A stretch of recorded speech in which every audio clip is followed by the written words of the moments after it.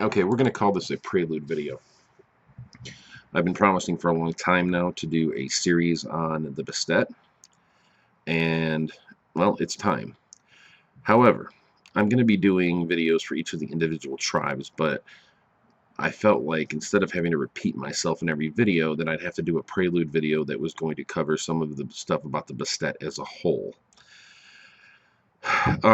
Some of the stuff will be couched in Guru terms, since I'm mainly speaking to Guru players, or at least that's the bulk of them, and or most of the chronicles are going to be Guru based. Okay, if you're going to play one, the history is somewhat important, like knowing about the the War of Rage and so on. However, that is handled on individual basis. Not all Bastet might know those. The key thing to remember is that these are the secret keepers. Okay, and as we talk about some of the things, you'll hear why, and you'll understand why. Every changing breed had a place. This was theirs. Okay. Well, they have their own version of the litany, which they call the Koresh. It's a code of laws that binds all the Bastet, together in their own disconnected fashion. The first one is honor yourself. They believe they are to remain clean. They clean themselves of all, everything dirty. They divest themselves of anything that could taint them. It's a very monkish type belief that, you have to purify yourself. It's almost like they're doing a rite of cleansing to themselves continually. It mirrors the fact that cats constantly groom themselves. They believe in honoring their word. Okay, they believe they have to remain truthful. They don't break oaths. They don't speak false words against their own kind. They believe that a promise is a bond sworn before Selene.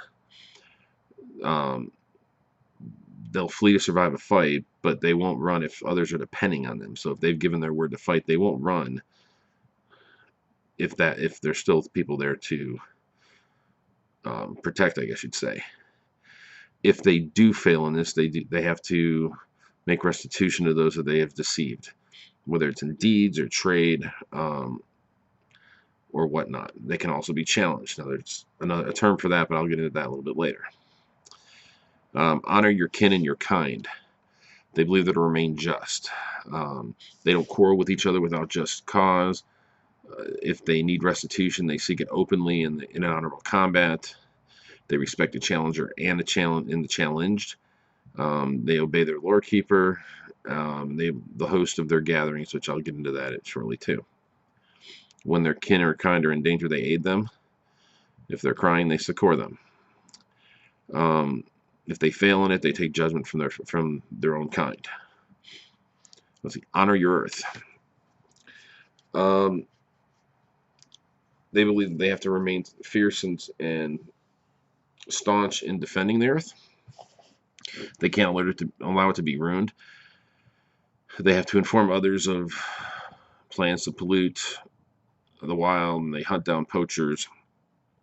In this case, they'll even stand beside the other Pharaoh. If they fail in this, death is the only answer. They honor your silence. They believe they have to remain quiet, to never let their secrets, their mysteries, fall into the wrong hands. They believe their mysteries are their own to dispense, and they value them by rank and title. They hide themselves from outsiders. They wrap all of their lore in questions and in riddles and puzzles.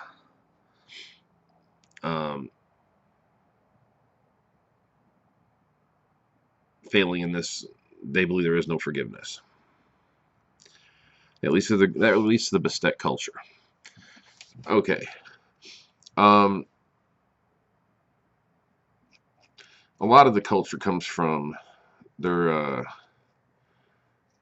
groupings, I guess you'd call it, and some of the stuff that they do that's similar to the Guru themselves, such as well, let's go back to the litany of theirs, the Tala. Okay, This is literally the essence of what they are, being the keeper of secrets. They couch everything in riddles and puzzles. One of the examples they give in one of the books, which I think is a good one, is instead of saying something like the vampire prince is plotting to visit the church at midnight, they'd say something like, at 12 lashes of Cronus's whip, a ghostly spider will descend from its web and crawl into the house of perpendicular wood. Everything should be something that somebody has to decipher. They believe that they're the wisest amongst the Farah, and they kind of flaunt it with that. Okay. Then they have the Tagarm. This is their version of like a moot or a get-together of some sort. They are loners. However, this is when they will get together. They will intermingle with their own kind. They will brag. They will, you know, teach, praise, and just relax amongst their own kind. They don't gather often, but when they do, it serves a purpose, and it's actually pretty powerful. Okay. Then they have the Hanshi. Now, the Hanshi, that is their form of an open challenge. Okay. Or I should say a formal challenge. It is how they keep from having everything become, or to get out of hand. It's the same thing as for Guru. It's like going to the challenge pit. Okay. Jamak. This is their connection with the spirits. It's almost like a totem spirit, because in their history, the Bastet were cut off from the Umbra. They can't sidestep. They can't cross the gauntlet like everybody else does. However, they do have gifts and such that can actually bring the spirits to them. And a lot of times they will have what they call the Jamak, which is the equivalent of a totem spirit, like a pack, almost like a pack totem spirit. They also have den realms. Okay.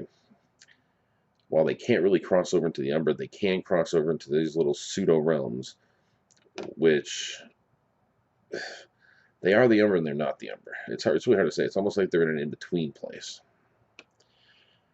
And then there's the Pride. Okay, the Pride is pretty simple. Just like a Pride Alliance, it's a group of them that are working together for a common thing. I guess you'd almost say like a pack. Other key thing you need to realize when you're playing Bastet is you need to use the terminology. The Lexicon is a beautiful thing to look at in the books. There's a lot of words that maybe you won't use, but there are words that you should use to show that you're different. Some of the terms that they use in their lexicon, such as they don't use the term Banes. They refer to them as the Asura.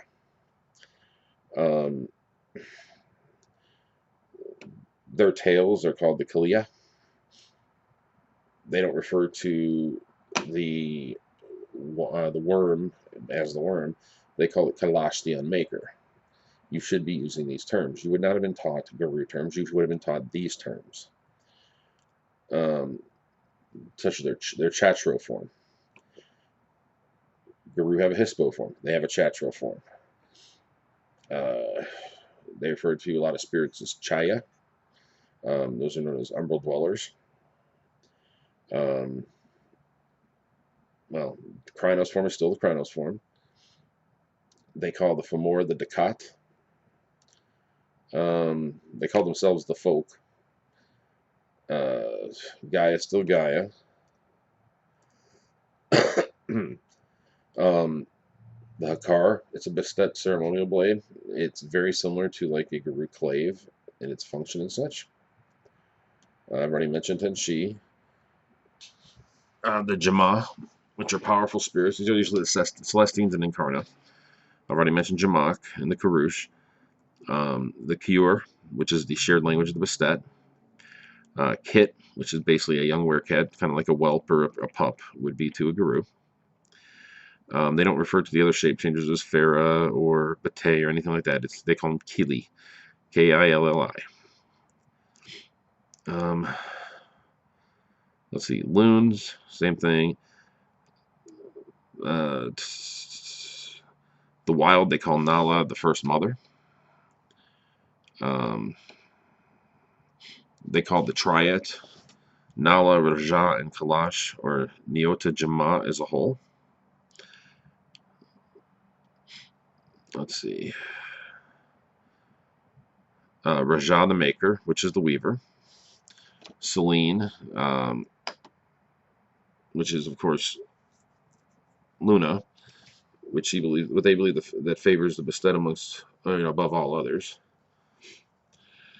They call the other supernatural creatures shadow folk. This covers everything from vampires to ghosts to fairies. Doesn't refer to other shapeshifters though. That's what they have the kitty for. Let's see. The Sakto, which is their glabro form. A Takla. This is when you have an all-werecut pride that's gathered for a common purpose. I guess that's more like a pack than the pride is. The pride is actually more like a sept in a way, because it's a gathering of them along with their kinfolk and such. Everybody knows what a tribe is. Yava. This is a tribal secret, hidden from all the outsiders. This is when they say guard their silence. If they let their Yava, or their tribal secrets, get loose, that's the unforgivable crime. Okay. They have a number of formality and rank titles that they use, such as Aka, which is AKAA, which is known as a truth chaser. Usually that's what they call a Bastet of the second rank. The Bonbat, known as the Great Parent. This is usually of the 5th rank. Buri Pa. This is an ancient secret revealed only during a great ritual, usually as a reward for some service or accomplishment. The Hamal, H-A-M-A-A-L, which is what they call all cat kind.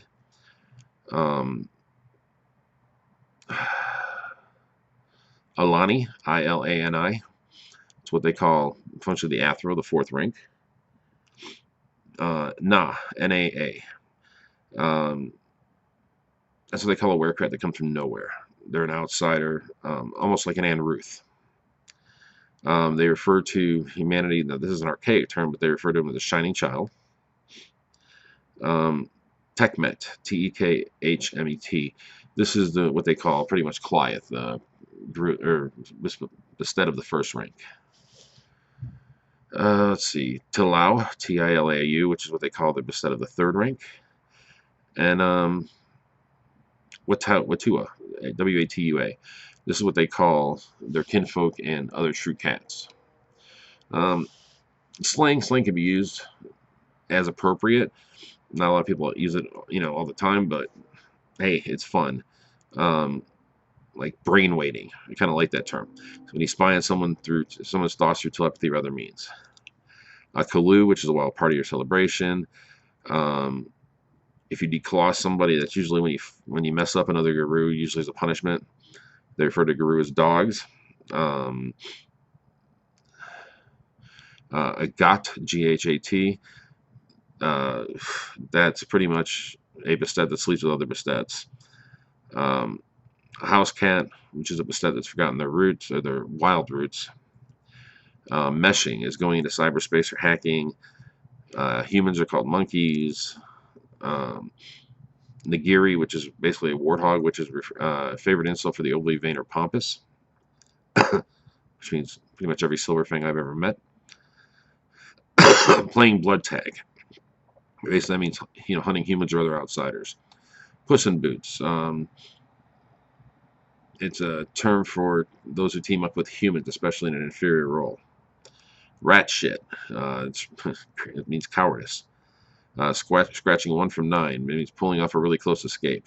Basically refers to losing one of your 9 lives. A spider face is a mage, especially an evil one.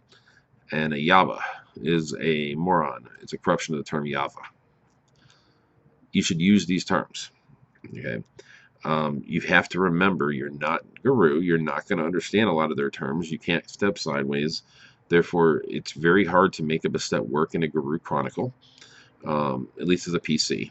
If they are played as a PC, they have to understand that they're only going to be able to be parts of certain missions. They're going to lose the guru at regular basis. You have to be prepared to set them aside. A player, if somebody is going to be playing them, they have to understand that there's going to come times where they're going to be asked to sit to the side and do nothing. It is rare that you're going to get a game. I mean, to have a Bastet in the game, you really should have a larger game. I'd say at least 30 people. But if you have a Bastet in the game and he's running along with the pack, and that pack goes into the umber, that Bastet can't go. Can you really afford to make the rest of the pack sit on the sidelines while you deal with the one Bastet, rather than you just shun them to the side for the moment? It's what makes them difficult to play, being that they are loners in their own right, and they don't mesh as well as they could with the Guru. I think most of the other stuff I'm going to cover on a tribe-by-tribe basis, especially when referring to gifts and some of the intricacies of each of the tribes. Like I said, this is just a prelude. It's kind of dry in the way I've covered it, just because it really is. It's really hard for me to talk about Bastet as a whole without getting into individual tribes, because it's just like talking about the Guru as a whole. Everybody's got their favorites. Everybody's got a tribe or two they don't like. It's going to be the same way with the Bastet. So I think that's going to cover it for now, guys, and I'll have the other ones coming up soon.